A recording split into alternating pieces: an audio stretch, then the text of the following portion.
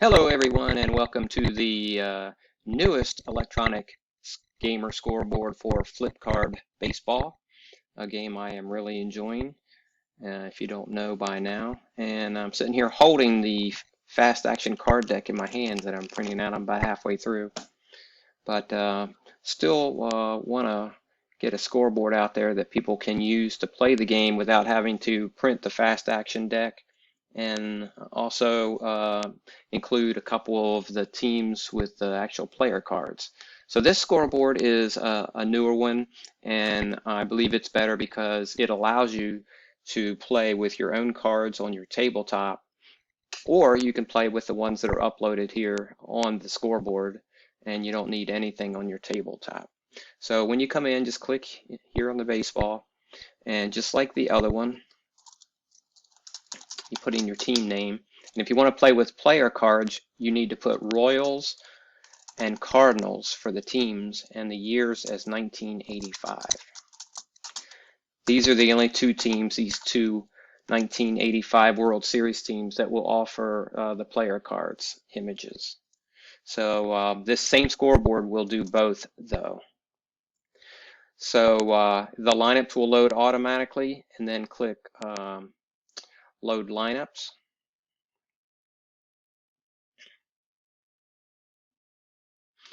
And again, you could use any teams you want if you have your own player cards, because on your tabletop, you would just put in your team name and your players and their position, and I'll show you how you can use it both ways.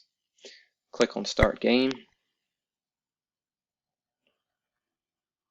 and you'll get a preview of for the two teams from the 1985 World Series. You'll get little preview images of each player in their fielding position out on the field, with the exception of the catcher here. So the reason you can use this scoreboard for the player cards from 1985 World Series, or with any cards from your tabletop, is because down here you have the option of turning things on and off. So if you just click on it and toggle through the different settings, I'll click once, and we've lost the player cards. So you can still play with your printed cards on your tabletop, and you can still have access to the fast action card deck, which will change with every out that you register. So for instance, with the batter being Willie Wilson, it's breaking ball, breaks downwards, strikeout 7, and then we have an exclamation point check here, wild pitch, which would not matter because it's nobody on base. So strikeout 7 for Willie Wilson. I don't have his card in front of me, but say it was a strikeout, you would just register the strikeout here, or by pressing K on the keyboard, and you'll get a new fresh fast action card roll up. Just like the other one, you can click on it to get new fast action cards, and you have your 2D10 roll right here when you want to reference it. So George Brett, contact made, ball in play. It's either fouled to the seats or pulled into the power alley for a home run or double. And 39, let's just say it's a double. I don't have George Brett's card in front of me. You would register a double. And you can see it puts George Brett out on second base. That's why I love this scoreboard. It's just more visual.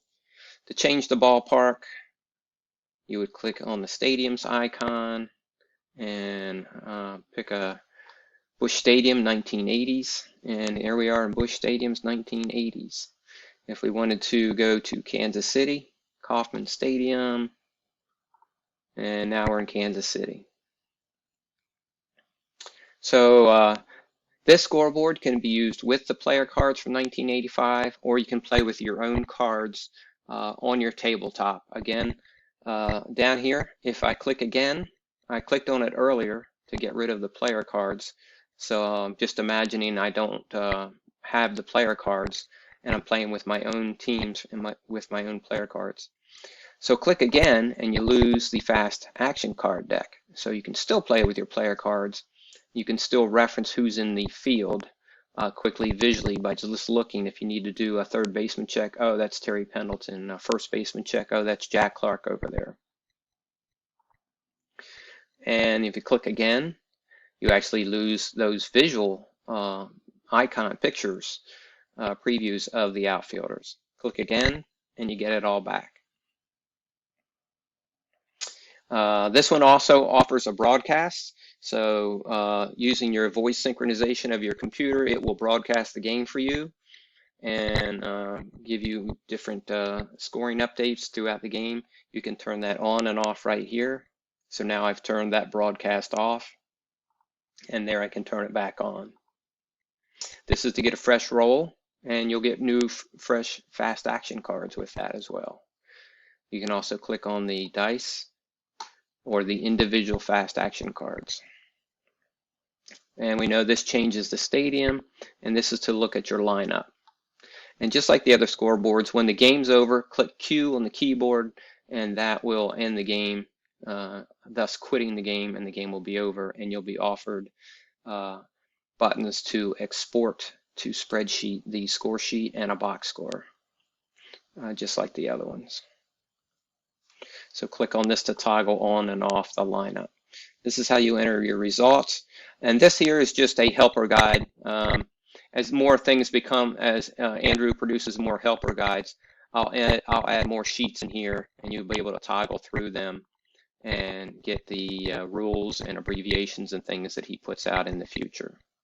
And you just click on it to hide it. So otherwise, it plays the same way. You get the same features, but it's more visual. I love this one. So I'm going to share this one. And if you have any questions, let me know. Again, you would just play the game, reference your fast action cards, and reference your cards, whether the on-screen 1985 World Series cards or if you're playing with your own cards and you don't want to view those cards. You can play it either way, same scoreboard. All right, thanks for watching, and I will catch you on the forums.